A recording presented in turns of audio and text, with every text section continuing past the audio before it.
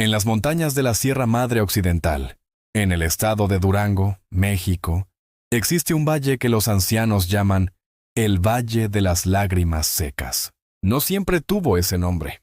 Hubo un tiempo en que sus tierras eran fértiles, sus arroyos cantaban y las familias vivían de la cosecha del maíz y el frijol. Pero eso fue hace mucho tiempo, antes de que la sequía llegara como una maldición silenciosa. Esta es la historia de cómo un niño abandonado, sin nombre y sin familia, se convirtió en la salvación de todo un pueblo. Una historia que parece imposible, pero que sucedió exactamente como se la voy a contar. Todo comenzó una madrugada de febrero de 1998. Don Esteban Morales, un viejo ranchero de 63 años, salía de su jacal rumbo a revisar sus últimas cabras, cuando escuchó un llanto débil que venía del camino de piedra. Al principio pensó que era un coyote herido, pero algo en ese sonido le erizó la piel. Era un llanto humano, un llanto de bebé. Corrió lo más rápido que sus piernas cansadas le permitieron. Allí, envuelto en un zarape deshilachado y colocado sobre una roca plana, estaba un recién nacido. Su piel estaba fría, sus labios morados. A su lado, una nota escrita con letra temblorosa decía simplemente: «No puedo cuidarlo. Perdóname, Dios». Don Esteban tomó al niño entre sus brazos y sintió cómo su cuerpecito temblaba. Sin pensarlo dos veces, se lo llevó a su casa. Su esposa, doña Refugio, una mujer de manos ásperas pero corazón tierno, lo recibió con lágrimas en los ojos. Habían perdido a su único hijo años atrás en un accidente, y desde entonces, su hogar había sido un lugar silencioso, lleno de recuerdos pero vacío de risas. «Es un milagro que esté vivo», susurró doña Refugio mientras envolvía al bebé en mantas limpias y le daba leche tibia de cabra con un trapo. Durante esos primeros días, el niño luchó entre la vida y la muerte. Don Esteban y doña Refugio no durmieron, turnándose para cuidarlo, rezando sin cesar.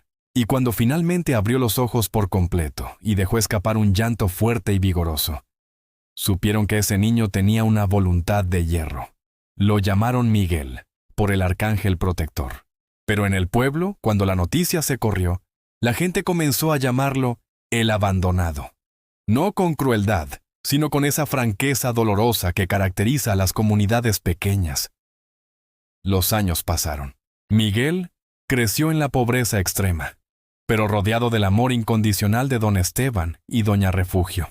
Aprendió a caminar entre las rocas de la montaña, a cuidar las pocas cabras que les quedaban, a leer las nubes para predecir si habría lluvia o no. Pero sobre todo, aprendió a sobrevivir con lo mínimo. A los 7 años, Miguel ya era un niño delgado, de piel morena curtida por el sol implacable, con ojos oscuros y profundos que parecían guardar secretos antiguos. No hablaba mucho. Los otros niños del valle lo evitaban, susurraban a sus espaldas. «Es el que nadie quiso», decían. Su propia madre lo tiró como basura. Esas palabras dolían más que el hambre, más que el frío de las noches de invierno. Miguel crecía con una pregunta que lo quemaba por dentro. ¿Por qué? ¿Por qué lo habían abandonado? ¿Qué había en él que no valía la pena? Fue en esa época cuando conoció a Canelo. Una tarde de octubre, mientras Miguel caminaba solo por el camino que bordeaba el valle, escuchó relinchos desesperados. Siguió el sonido hasta encontrar un potro joven, no más de 2 años, atrapado en una cerca de alambre oxidado. El animal sangraba de una pata. Sus ojos mostraban terror puro. Miguel se acercó despacio, hablándole en voz baja. «Tranquilo, tranquilo. No voy a lastimarte». Le tomó casi 1 hora liberar al potro del alambre. Cuando finalmente lo logró, el animal no huyó. Se quedó allí, mirándolo con esos ojos grandes y brillantes, como reconociendo en Miguel a alguien igual de perdido, igual de herido. «Te llamaré Canelo», dijo Miguel, acariciando el pelaje rojizo del potro, «porque eres del color de la canela que doña Refugio guarda para las fiestas». Desde ese día, Miguel y Canelo fueron inseparables. El niño curaba la herida del potro con barro medicinal y hierbas que don Esteban le había enseñado a reconocer. Canelo, a cambio, le daba algo que Miguel nunca había tenido. Un compañero que no lo juzgaba, que no veía en él al niño abandonado, sino simplemente a un amigo. Pero mientras Miguel encontraba consuelo en su amistad con Canelo, el valle entraba en sus años más oscuros. La sequía, que había comenzado como una temporada seca más larga de lo normal, se había instalado como un castigo permanente. Los arroyos se secaron, las cosechas fracasaron. Las familias empezaron a irse, buscando trabajo en las ciudades o cruzando la frontera hacia el norte. Don Esteban envejecía rápido, su cuerpo consumido por el trabajo duro y la escasez. Doña Refugio adelgazaba cada día, guardando su porción de comida para dársela a Miguel. El niño lo notaba, y cada bocado le sabía a culpa. Una noche, acostado en su petate, Miguel escuchó a sus padres adoptivos hablar en voz baja. No podemos seguir así, Esteban. No tenemos ni para nosotros, mucho menos para el niño.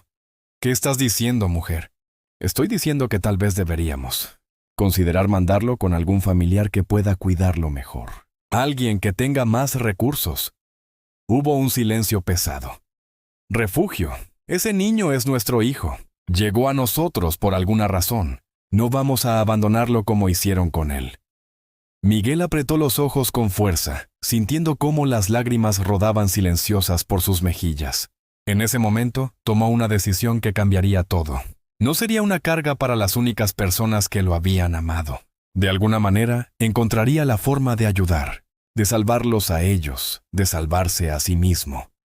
Pero ¿cómo podría un niño de 10 años, sin más compañía que un caballo joven, salvar a un valle entero de la sequía más devastadora en 50 años? La respuesta llegaría de la forma más inesperada. Pero primero, Miguel tendría que enfrentar la verdad de su pasado y encontrar la fuerza en lo único que realmente poseía, su determinación inquebrantable y el vínculo irrompible con Canelo. El invierno de ese año fue especialmente cruel. Las heladas mataron las últimas plantas que habían resistido la sequía, y el ganado comenzó a morir de hambre.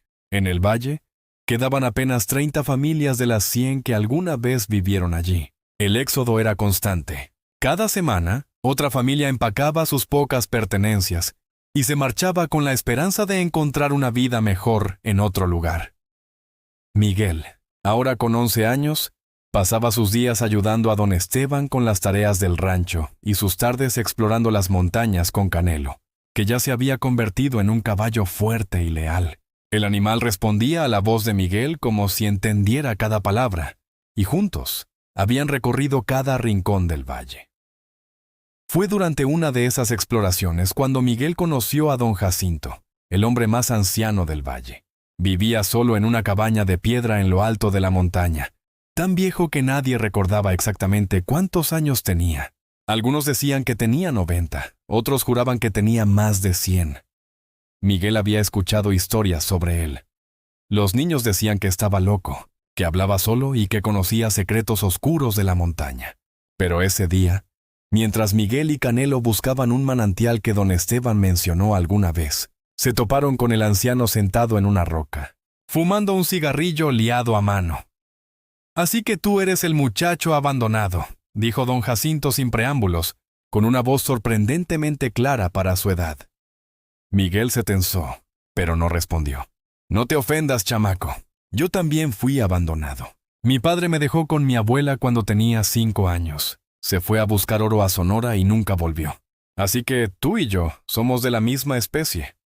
Esas palabras desarmaron a Miguel. Por primera vez en su vida, alguien además de don Esteban y doña Refugio hablaba de su abandono sin lástima ni burla, sino con comprensión. «¿Qué haces aquí arriba, viejo?», preguntó Miguel acercándose. «Podría preguntarte lo mismo, aunque creo que lo sé. Estás buscando agua, ¿verdad?». Miguel asintió. Don Jacinto soltó una risa seca.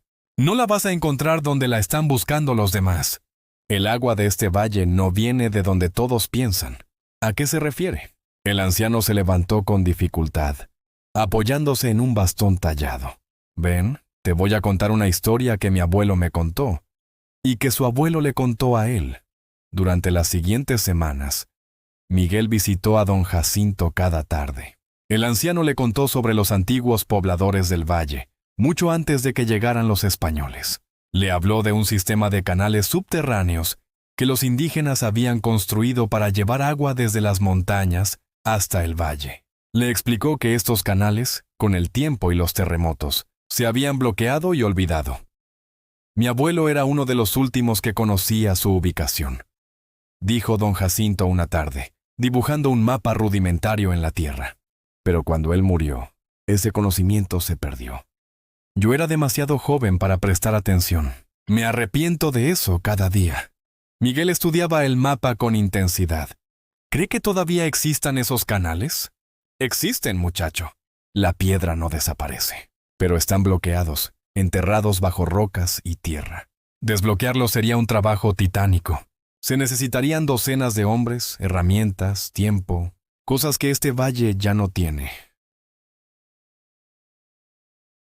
Pero Miguel no podía sacar la idea de su cabeza. Esa noche, acostado en su petate, mirando el techo de madera de su hogar, pensaba en los canales perdidos. Si pudiera encontrarlos, si pudiera desbloquearlo, aunque fuera solo un poco. Eres un soñador igual que yo, le había dicho don Jacinto con una sonrisa triste. Pero los sueños no alimentan estómagos vacíos, chamaco. A veces, hay que aceptar que algunas cosas están más allá de nuestro alcance. Miguel no estaba de acuerdo. Toda su vida le habían dicho que era el niño que nadie quiso, el que fue abandonado porque no valía la pena.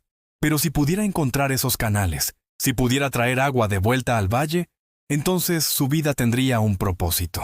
Entonces valdría la pena. Los días se convirtieron en semanas. Miguel dividía su tiempo entre ayudar en el rancho y explorar las montañas con Canelo, buscando señales de los antiguos canales.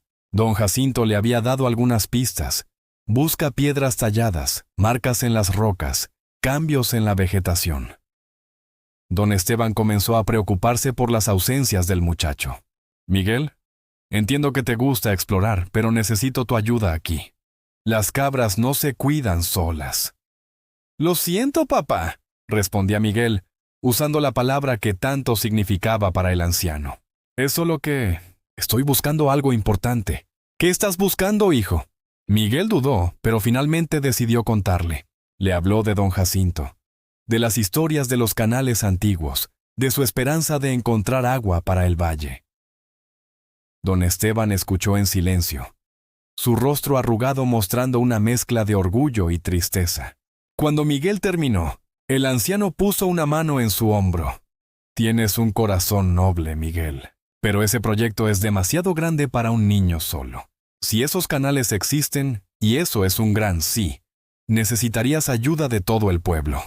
Entonces pediré ayuda. ¿Y por qué te escucharían? Eres un niño. Para muchos aquí, eres solo el abandonado que don Esteban y doña Refugio recogieron por lástima. Esas palabras dolieron, pero Miguel sabía que eran verdad. Entonces primero tengo que encontrar pruebas. Tengo que mostrarles que los canales existen. Don Esteban suspiró profundamente. Está bien, chamaco terco, pero prométeme que tendrás cuidado. Esas montañas son peligrosas, especialmente para un niño solo. No estoy solo, tengo a Canelo. Y así, la búsqueda de Miguel se intensificó. Cada mañana, antes del amanecer, partía con Canelo hacia las montañas. El caballo había desarrollado un sentido casi sobrenatural para encontrar los caminos más seguros entre las rocas. Miguel comenzó a notar patrones. Ciertas piedras parecían estar colocadas de manera intencional, formando líneas que apuntaban hacia la cima de la montaña. Un día, mientras seguía una de esas líneas, Canelo se detuvo bruscamente y relinchó. Miguel bajó del caballo y examinó el área. Allí, medio enterrada en la tierra, encontró una piedra tallada con símbolos extraños. Su corazón comenzó a latir más rápido. La encontramos, Canelo. Esta es una de las marcas. Pero encontrar una piedra tallada no era suficiente. Miguel necesitaba encontrar el canal mismo. Necesitaba pruebas irrefutables. Y el tiempo se agotaba. Doña Refugio había caído enferma por la desnutrición, y don Esteban cada día lucía más débil. El valle se moría, y con él, las personas que Miguel más amaba. La presión era abrumadora para un niño de 11 años, pero Miguel había aprendido algo en su corta vida. Cuando todos te abandonan, solo puedes contar contigo mismo, y él no se abandonaría, no esta vez. La enfermedad de doña Refugio empeoró con la llegada de la primavera. La mujer que había salvado a Miguel de una muerte segura, ahora yacía en su cama, su cuerpo consumido por la fiebre y la desnutrición. Don Esteban vendió las últimas 2 cabras para comprar medicinas en el pueblo más cercano, a 2 días de viaje, pero las medicinas apenas ayudaban. Miguel pasaba las noches junto a su cama, mojando su frente con trapos húmedos, rezando a un Dios que no estaba seguro de que existiera. Durante el día, con el corazón desgarrado, continuaba su búsqueda en las montañas. Ya no era solo por el valle, era por ella. Don Jacinto visitaba ocasionalmente la casa, trayendo hierbas medicinales que él mismo recolectaba. «Tu madre es una mujer fuerte», le decía a Miguel. «Ha sobrevivido a cosas peores. Sobrevivirá a esto». Pero Miguel veía la verdad en los ojos cansados de don Esteban. Sin agua, sin comida suficiente, sin esperanza, doña Refugio se estaba apagando como una vela en su último suspiro. Fue en el momento más oscuro cuando sucedió el descubrimiento. Era una tarde de abril. El sol castigaba sin misericordia. Miguel y Canelo habían subido más alto en la montaña de lo que nunca habían ido antes. Siguiendo las piedras talladas que había ido encontrando, habían llegado a un barranco estrecho, casi invisible desde abajo. Canelo resopló y se negó a avanzar. El caballo pateaba el suelo nerviosamente. «¿Qué pasa, amigo?». Miguel bajó y examinó el área. Fue entonces cuando lo notó. El suelo sonaba hueco. Con manos temblorosas, Miguel comenzó a cavar con una piedra plana. La tierra estaba suelta, como si hubiera sido removida recientemente por algún animal o por las lluvias esporádicas. Cavó durante horas, sus manos sangrando, su espalda adolorida, y entonces su piedra golpeó algo sólido. Pero no era roca natural, era piedra tallada. Con un grito de emoción, Miguel cavó más rápido. Poco a poco, fue revelando lo que parecía ser el borde de una estructura de piedra. Un canal, un maldito canal de verdad. Pero había algo más. Cuando Miguel puso su oído contra la piedra tallada, escuchó algo que hizo que su corazón casi se detuviera. El sonido distante pero inconfundible de agua corriendo. «¡Canelo! El agua está aquí. Todavía fluye». El caballo relinchó como si entendiera la magnitud del descubrimiento. Miguel corrió a su casa más rápido de lo que nunca había corrido, con Canelo galopando a su lado. Irrumpió en la casa gritando: «¡Papá! ¡Papá! ¡Lo encontré!». Don Esteban estaba sentado junto a la cama de doña Refugio. Levantó la vista, sus ojos enrojecidos por el llanto y la falta de sueño. «Miguel, no es momento para... Los canales. Los encontré. Y hay agua corriendo bajo las piedras». Don Esteban se quedó congelado. «¿Estás seguro?» «Completamente seguro». «Ven conmigo, tienes que verlo». A pesar de su agotamiento, don Esteban se levantó. Le pidió a la vecina, doña Carmen, que cuidara de Refugio por unas horas, y siguió a Miguel montaña arriba. Cuando don Esteban vio el canal de piedra tallada y puso su propio oído contra él, las lágrimas comenzaron a rodar por sus mejillas curtidas. «Dios santo, Miguel, lo hiciste, realmente lo encontraste». «Pero está bloqueado», dijo Miguel, su emoción mezclándose con frustración. «El agua está ahí, pero no puede fluir hacia abajo porque los canales están llenos de piedras y tierra». Don Esteban examinó el área con ojo experto. «Necesitamos desbloquear esto. Necesitamos seguir el canal hacia abajo y quitar todo lo que esté obstruyendo el paso del agua». Se lo dije a don Jacinto. Dijo que se necesitarían docenas de hombres. «Entonces conseguiremos docenas de hombres». Don Esteban se puso de pie con determinación renovada. «Esta noche convocaré una reunión en la plaza. Todo el valle tiene que saber de esto». Esa noche, bajo un cielo estrellado, las familias que quedaban en el valle se reunieron en la pequeña plaza central.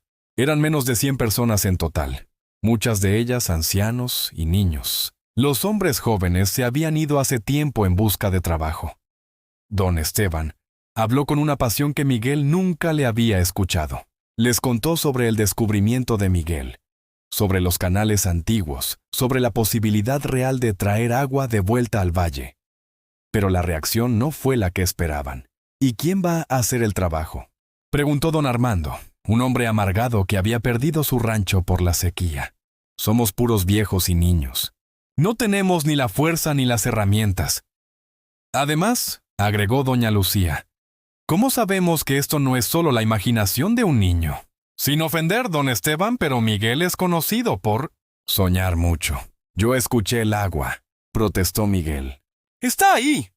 Tal vez escuchaste el viento, chamaco, dijo otro hombre, o el eco de tus propias esperanzas. Don Jacinto, que había estado en silencio hasta ese momento, se levantó apoyándose en su bastón. Yo le creo al muchacho, y les voy a decir por qué. Porque ese niño tiene lo que todos ustedes ya perdieron, esperanza. Y si hay siquiera una posibilidad de que tenga razón, no vale la pena intentarlo. ¿Intentar qué?, respondió don Armando con amargura. Matarnos trabajando moviendo rocas por la fantasía de un niño abandonado. El silencio que siguió fue pesado y doloroso. Miguel sintió que todas las miradas se clavaban en él, no con esperanza, sino con lástima y escepticismo. Fue don Esteban quien rompió el silencio. Entonces lo haremos nosotros solos, Miguel y yo. Nos llevará más tiempo, pero lo lograremos. Yo también ayudaré, dijo don Jacinto. ¿Y yo?, agregó una voz joven. Era Tomás, un muchacho de 15 años que había perdido a su padre en un accidente en la mina. Yo le creo a Miguel. Poco a poco, unas pocas personas más se sumaron. No muchas, tal vez 10 en total, entre ancianos y jóvenes, pero era un comienzo. Durante los siguientes días, ese pequeño grupo comenzó el trabajo más duro de sus vidas. Siguieron el canal de piedra montaña abajo, excavando, removiendo toneladas de tierra y rocas que habían bloqueado el paso del agua durante décadas, tal vez siglos. Miguel trabajaba junto a hombres 3 veces su edad, sus manos pequeñas sangrando, su espalda adolorida. Canelo ayudaba cargando piedras en sacos que Miguel había improvisado. Don Jacinto, a pesar de su edad avanzada, resultó ser una fuente invaluable de conocimiento. Sabía cómo identificar las partes más frágiles del canal, cómo reforzar las secciones dañadas con barro y piedras pequeñas. Pero el trabajo era agotador y peligroso. Una tarde, una sección del canal colapsó, casi enterrando a Tomás bajo las rocas. Miguel y Canelo lograron sacarlo a tiempo, pero el incidente les recordó lo cerca que estaban del desastre en cualquier momento. Las semanas pasaban y la frustración crecía. Habían despejado casi 2 kilómetros de canal, pero aún no había señales de que el agua comenzara a fluir hacia abajo. Algunos del grupo comenzaron a dudar, a murmurar que tal vez don Armando tenía razón, que esto era una locura. Fue entonces cuando doña Refugio empeoró drásticamente. Una noche, don Esteban llamó a Miguel a su lado. «Hijo», su voz temblaba, «tu madre quiere hablar contigo». Miguel entró a la habitación, su corazón rompiéndose al ver cómo la enfermedad había consumido a la mujer que lo había salvado. Doña Refugio extendió una mano débil hacia él. «Miguel, mi niño precioso», susurró con dificultad. «Escúchame bien, no importa lo que pase, quiero que sepas algo. No hable así, mamá. Va a mejorarse. Shh. Déjame decirte esto. Tú no fuiste abandonado porque no valieras la pena. Fuiste abandonado porque alguien no pudo cuidarte, y esa es su pérdida, no tu defecto. Tú eres valioso. Eres especial. Y lo que estás haciendo por este valle. Tu madre biológica nunca sabrá qué hombre extraordinario te estás convirtiendo. Pero yo sí, y estoy orgullosa de ti». Miguel no pudo contener más las lágrimas. Se abrazó a ella, sintiendo lo frágil que se había vuelto su cuerpo. «Te voy a traer el agua, mamá. Te lo prometo». Esa promesa le dio a Miguel una fuerza renovada. Al día siguiente, trabajó con una determinación casi sobrehumana. Y fue ese día cuando finalmente sucedió. Estaban despejando una sección particularmente obstruida, cuando Miguel movió una roca grande, y escuchó un sonido que nunca olvidaría. El murmullo creciente del agua comenzando a fluir. «¡Se está desbloqueando!», gritó. Todos corrieron a ver. El agua, marrón y turbia al principio, comenzó a correr por el canal de piedra, ganando fuerza y velocidad. Era un caudal pequeño, pero era agua real, fluyendo hacia el valle por primera vez en décadas. Los hombres gritaron de alegría. Algunos cayeron de rodillas llorando. Don Jacinto se quitó su sombrero y lo sostuvo contra su pecho, las lágrimas corriendo libremente por su rostro arrugado. Miguel montó a Canelo y galopó hacia el valle, gritando a todo pulmón: ¡Agua! ¡Viene el agua! El agua llegó al valle como un milagro tangible. Al principio fue solo un hilo delgado que corría por el antiguo cauce seco del arroyo principal. Pero a medida que Miguel y su grupo continuaban desbloqueando más secciones del canal antiguo, el caudal crecía. Las familias del valle salieron de sus casas para ver con sus propios ojos lo que muchos habían considerado imposible. Los niños corrían junto al arroyo, gritando de emoción. Las mujeres lloraban de felicidad. Los hombres que habían dudado de Miguel ahora lo miraban con una mezcla de asombro y vergüenza. Don Armando, el hombre que más había criticado el proyecto, se acercó a Miguel con los ojos húmedos. «Muchacho, yo no tengo palabras. Te debo una disculpa». Miguel, con la madurez de alguien mucho mayor, simplemente asintió. «No necesito disculpas, don Armando. Solo necesito que ayude a terminar el trabajo. Todavía quedan secciones bloqueadas». Y ayudó. De hecho, después de ese primer día, todo el valle se unió al esfuerzo. Hombres, mujeres, ancianos y niños, todos contribuyeron de alguna manera. Los que no podían cargar piedras, preparaban comida para los trabajadores. Los que no podían cocinar, cuidaban de los más pequeños. Era como si el agua no solo hubiera regresado al valle, sino también la esperanza y el sentido de comunidad. Pero Miguel tenía solo una cosa en mente: llegar a casa y contarle a Doña Refugio. Cuando finalmente llegó, exhausto y cubierto de barro, encontró a don Esteban sentado junto a la cama de su esposa. La mujer estaba despierta, y aunque débil, había un brillo en sus ojos que no había estado allí en semanas. «Mamá». Miguel se arrodilló junto a ella, tomando su mano frágil. «Lo hice. El agua está fluyendo». Doña Refugio sonrió, una sonrisa que iluminó toda la habitación. «Sabía que lo lograrías, mi niño. Siempre lo supe». Con el agua regresando al valle, don Esteban pudo conseguir verduras frescas y leche de los vecinos que habían conservado algunas vacas. Doña Refugio comenzó a recuperarse lentamente, su cuerpo respondiendo a la mejor nutrición y a la renovada esperanza que llenaba el hogar. Las semanas siguientes fueron un torbellino de actividad. El grupo de trabajo continuó desbloqueando secciones del canal antiguo, y con cada nueva sección, más agua llegaba al valle.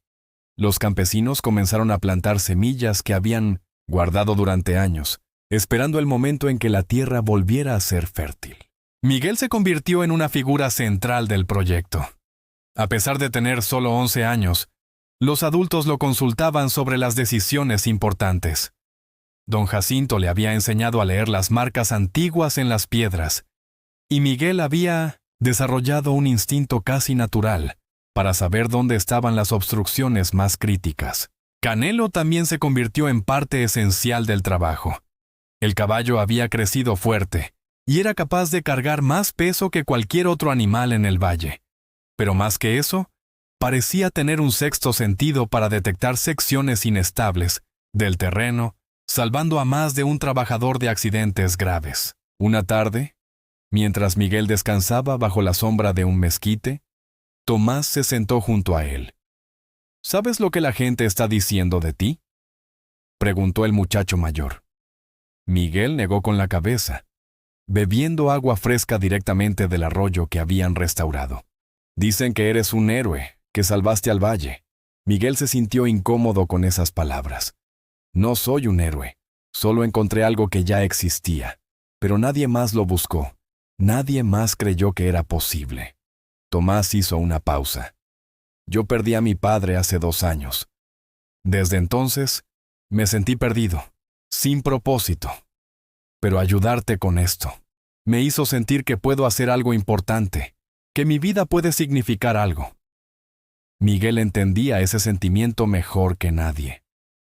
Todos buscamos un lugar donde pertenecer, Tomás. Un propósito que haga que nuestra existencia valga la pena.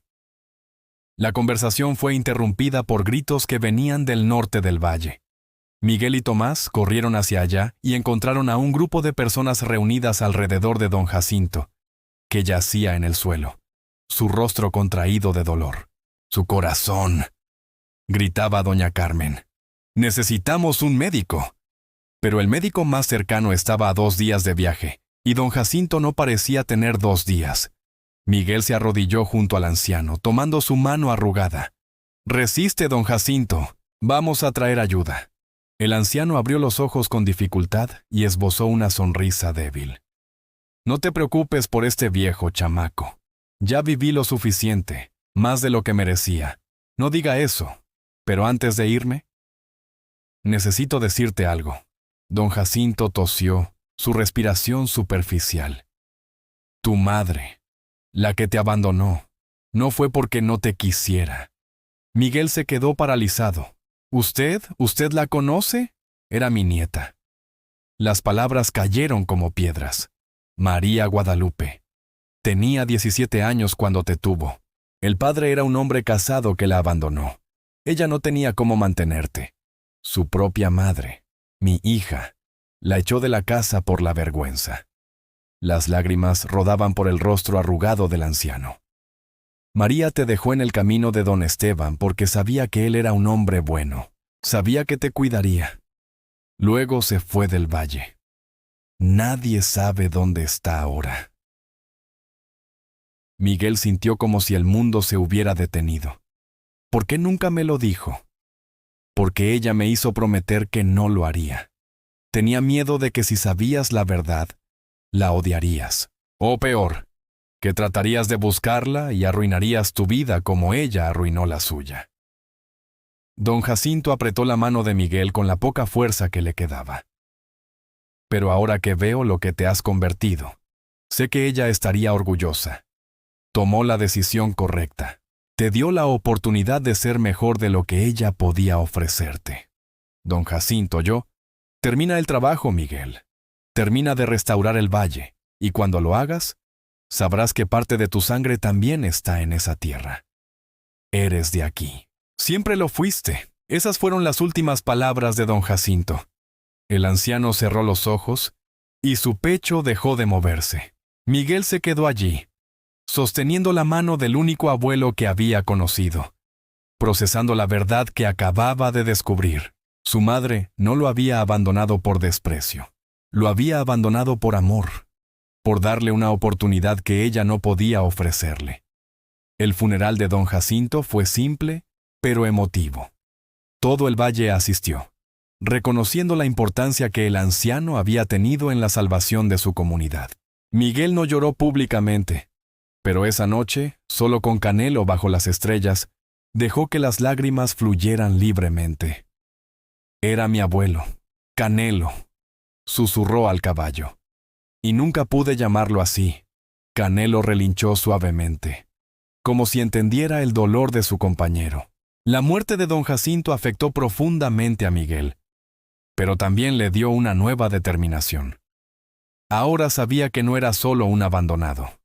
Era el nieto de un hombre sabio, el hijo de una mujer que tomó la decisión más difícil de su vida por amor, y tenía una responsabilidad con el valle que corría en su sangre. Los meses siguientes vieron una transformación completa.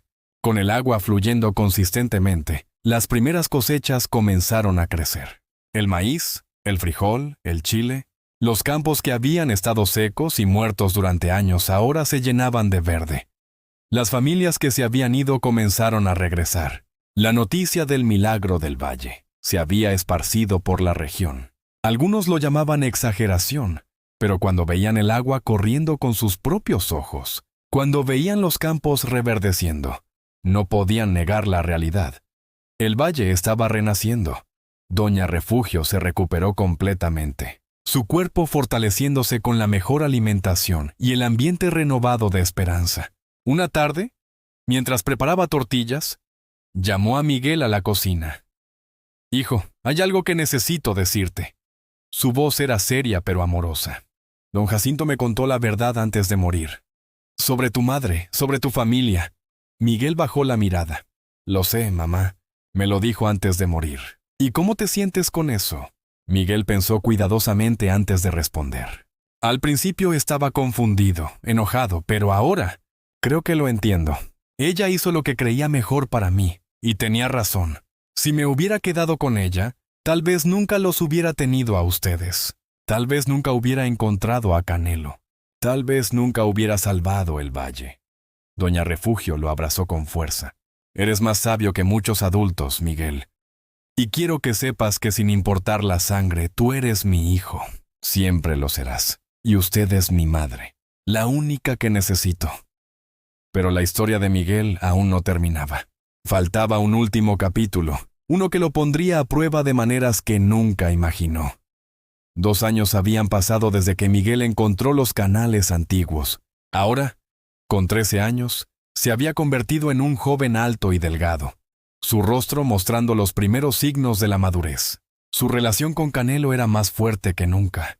El caballo, ahora en su mejor momento, era conocido en toda la región por su fuerza, lealtad e inteligencia casi humana.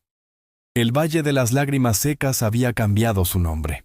Ahora la gente lo llamaba simplemente el Valle Verde, y era un ejemplo de prosperidad en una región marcada por la sequía. Los campos producían abundantes cosechas, las familias habían reconstruido sus hogares, y una nueva generación de niños crecía sin conocer el hambre que había devastado a sus padres. Miguel era respetado por todos, pero él nunca olvidó de dónde venía. Seguía viviendo con don Esteban y doña Refugio en su modesta casa, ayudando con las tareas diarias, cuidando de sus padres adoptivos que ahora envejecían con la dignidad que merecían. Una mañana de septiembre, un convoy de camionetas llegó al valle. Eran funcionarios del gobierno estatal, acompañados por ingenieros y reporteros. Habían escuchado sobre el milagro del valle y venían a investigar. El líder del grupo, un ingeniero llamado Ricardo Santana, era un hombre de ciudad, impecablemente vestido y con una actitud de superioridad apenas disimulada. Reunió a los habitantes del valle en la plaza. Hemos venido a estudiar el sistema de irrigación que supuestamente descubrieron aquí, anunció. Si es verdad lo que dicen, podría ser un hallazgo arqueológico e hidrológico de importancia nacional. Durante los siguientes días, los ingenieros estudiaron los canales antiguos, tomaron medidas, fotografías, muestras. Miguel los acompañó, mostrándoles cada sección que habían restaurado, explicando con detalle cómo funcionaba el sistema. Ricardo Santana escuchaba con creciente asombro. Esto es extraordinario, admitió una tarde. Este sistema de canales es una maravilla de ingeniería prehispánica. Y ustedes, un grupo de campesinos sin educación formal, lograron restaurarlo. Había un tono condescendiente en sus palabras que no pasó desapercibido. Con respeto, señor ingeniero, dijo Miguel, su voz calmada pero firme. Tal vez no tengamos títulos universitarios, pero conocemos esta tierra mejor que cualquier libro. Y cuando se tiene necesidad suficiente y voluntad suficiente, se aprende a hacer lo imposible. El ingeniero lo miró con sorpresa, como si fuera la primera vez que realmente veía al muchacho. ¿Tú eres Miguel? ¿El que encontró los canales? Sí, señor. ¿Cuántos años tienes? 13, señor. Ricardo Santana se quedó en silencio por un momento, procesando esta información. Luego, sorprendentemente, extendió su mano. Tienes mi respeto, joven. Has hecho algo que equipos de ingenieros con todos los recursos no lograron. Esa noche, el ingeniero convocó otra reunión. Hemos decidido que el gobierno va a invertir en este valle. Vamos a instalar un sistema de bombeo moderno, construir un embalse, modernizar todo el sistema de irrigación. La gente aplaudió emocionada, pero Miguel sintió un nudo en el estómago. ¿Qué pasará con los canales antiguos? Bueno, obviamente quedarán obsoletos. Los vamos a documentar para la historia, por supuesto, pero necesitamos tecnología moderna si queremos que este valle prospere a largo plazo. Pero los canales funcionan, protestó Miguel. No necesitan electricidad, no necesitan combustible. Son sostenibles, son primitivos. corrigió el ingeniero, su tono volviéndose a su condescendencia habitual. Mira, muchacho, aprecio lo que hiciste, pero ahora los adultos profesionales nos haremos cargo. Es tiempo de que este valle entre al siglo XXI. Las palabras despertaron murmullos entre la gente. Algunos estaban emocionados por la promesa de modernización. Otros, especialmente los más viejos, parecían inseguros. Miguel se retiró de la reunión sintiéndose derrotado. Había salvado el valle solo para ver cómo extraños venían a cambiarlo todo. Don Esteban lo encontró esa noche sentado junto al arroyo, con Canelo a su lado. ¿Qué te preocupa, hijo? Trabajamos tanto para restaurar estos canales, papá, para revivir la sabiduría antigua, y ahora van a destruirlo todo por bombas eléctricas y concreto. Don Esteban se sentó junto a él con un suspiro. El cambio no siempre es malo, Miguel. Si estas mejoras pueden hacer la vida más fácil para la gente del valle. ¿Pero a qué costo? Estos canales han estado aquí durante cientos de años. Sobrevivieron terremotos, sequías, el tiempo mismo. Son parte de nuestra historia. Destruirlos sería como destruir parte de nuestra alma. Entonces no dejes que lo hagan. Miguel lo miró confundido. ¿Cómo puedo detener al gobierno? No puedes. Pero puedes mostrarles por qué vale la pena preservar lo que tenemos. No con palabras, sino con hechos. Los días siguientes, mientras los ingenieros hacían sus planes, Miguel tuvo una idea. Con la ayuda de Tomás y otros jóvenes del valle, comenzó un proyecto secreto. Siguiendo las enseñanzas de don Jacinto y sus propias observaciones, identificaron secciones adicionales del canal antiguo que nunca habían sido exploradas. Una conducía hacia el este, a un área del valle que siempre había sido considerada demasiado rocosa para cultivar. Si podían llevar agua allí, podrían duplicar la tierra cultivable sin necesidad de tecnología moderna. El trabajo era duro y peligroso. Miguel y su grupo trabajaban por las noches y madrugadas para no interferir con sus responsabilidades diarias. Canelo, como siempre, era su compañero constante, ayudando a cargar herramientas y alertándolos de peligros una noche. Mientras excavaban una sección particularmente difícil, el suelo cedió bajo los pies de Miguel. Cayó varios metros en una cavidad oculta, golpeándose fuertemente la cabeza. Cuando recuperó la conciencia, estaba rodeado de oscuridad. Su linterna se había roto en la caída. Podía escuchar a Canelo relinchando frenéticamente arriba, y las voces distantes de Tomás y los otros gritando su nombre. «Estoy bien», gritó, aunque su cabeza pulsaba de dolor. «Pero no puedo salir solo». Tomó casi una hora bajar cuerdas y sacarlo de la cavidad. Cuando finalmente salió, todos estaban pálidos de miedo. «Eso fue una locura, Miguel», dijo Tomás, su voz temblando. «Pudiste haber muerto, lo sé, pero miren». Miguel señaló hacia la cavidad. «Allá abajo hay otro canal, uno más grande que todos los que hemos encontrado. Creo que es el canal principal, la fuente de todo el sistema». A pesar del peligro, la curiosidad venció. Bajaron con más cuidado, con cuerdas y linternas adicionales. Lo que encontraron los dejó sin palabras. Era una cámara subterránea natural, modificada por manos humanas hace siglos. Las paredes estaban talladas con símbolos y dibujos que mostraban cómo los antiguos pobladores habían diseñado el sistema completo. Y en el centro, un manantial natural que alimentaba todos los canales. «Esto es increíble», susurró Tomás. «Es como encontrar el corazón del valle». Miguel entendió en ese momento lo que tenía que hacer. No se trataba solo de preservar canales antiguos. Se trataba de conectar el pasado con el presente. Demostrar que la sabiduría ancestral y la tecnología moderna podían coexistir. Al día siguiente, Miguel invitó a Ricardo Santana y su equipo a ver lo que habían descubierto. El ingeniero bajó a la cámara subterránea con escepticismo, pero emergió completamente transformado. «Esto cambia todo», admitió, mirando sus notas con nuevo respeto. «Este sistema no es solo un artefacto histórico. Es un diseño brillante que aprovecha la gravedad y la geología natural, de manera que ninguna bomba moderna podría replicar con la misma eficiencia». Convocó otra reunión con el pueblo. «He hablado con mis superiores. Vamos a modificar nuestro plan. En lugar de reemplazar el sistema antiguo, vamos a integrarlo con mejoras modernas. Usaremos los canales originales como base, añadiendo solo elementos que mejoren su eficiencia sin destruir su esencia. La gente del valle aplaudió, y esta vez Miguel se unió al aplauso. Pero Ricardo no había terminado. Y todo esto es gracias a este joven, señaló a Miguel. Él nos mostró que a veces las mejores soluciones no son las más modernas, sino las que respetan y se construyen sobre la sabiduría del pasado. En los meses siguientes, el valle vio una transformación hermosa. Los canales antiguos fueron reforzados y protegidos como patrimonio cultural.